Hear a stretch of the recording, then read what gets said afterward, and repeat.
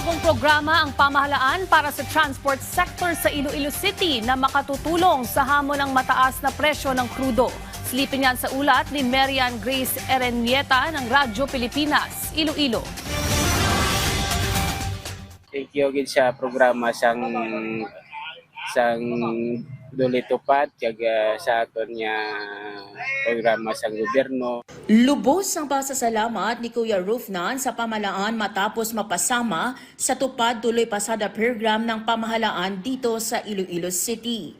Sa ilalim kasi ng naturang programa, may 550 pesos na arawang sahod ang mga jeepney driver. Pero hindi lang ang mga driver na gaya ni Kuya Rufnan ang makikinabang dito dahil pasok din sa programa ang mga passenger assistant officers o PAWs ng mga modernized bus.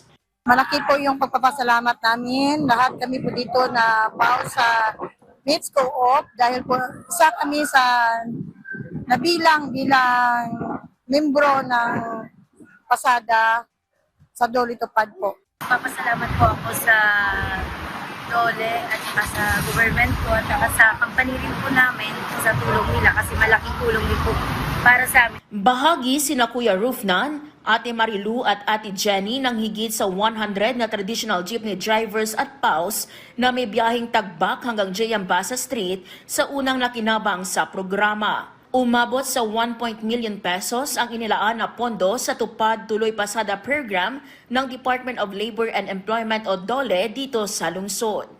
Bukod sa arawang sahod, may personal protective equipment o PPE at isang taong group personal accident insurance din ang pamahalaan para sa kanila. Ang tupad tuloy pasada ay bahagi ng programa ng administrasyon ni Pangulong Ferdinand R. Marcos Jr. na Unified Package for Livelihoods, Industry, Food and Transport o UPLIFT na layuning tugunan ang epekto ng pagtaas ng presyo ng langis at matiyak ang matatag na supply ng mga pangunahing bilihin para sa mga Pilipino.